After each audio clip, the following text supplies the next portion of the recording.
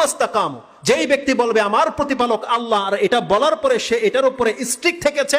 স্থির থেকেছে, কায়েম থেকেছে, আল্লাহ বলছেন তাতানাজ্জালু আলাইহিমুল মালাইকা আল্লা তাখাফু ওয়া লা তাহজানু ওয়া আবশিরু বিল জান্নাতি আল্লাতী কুনতুম তুআদুন নাহনু আউলিয়াউকুম ফিল হায়াতিদ দুনিয়া ওয়া ফিল আখিরাহ ইলা আখিরিল আয়াত।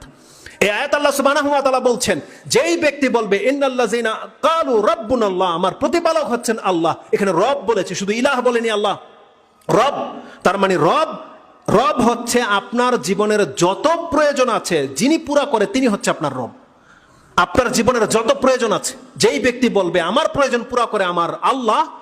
রব্বুন আল্লাহ, আমার রব হচ্ছেন আল্লাহ, আল্লাহ বলছেন সুম্মাস্তাকামু, এটা যদি সে তার সার্বিক জীবনে বাস্তবায়ন করে দেখাতে পারে, তার সন্তান দরকার সে আল্লাহ ছাড়া আর কারোর কাছে চায়নি, তার সুস্থতা দরকার সে আল্লাহ ছাড়া অন্য কারোর কাছে চায়নি, তার ভয় আল্লাহকে কেন্দ্রিক, তার ভালোবাসা আল্লাহকে কেন্দ্রিক, এটা যে বাস্তবায়ন করে দেখাতে পারবে, আল্লাহ বলছেন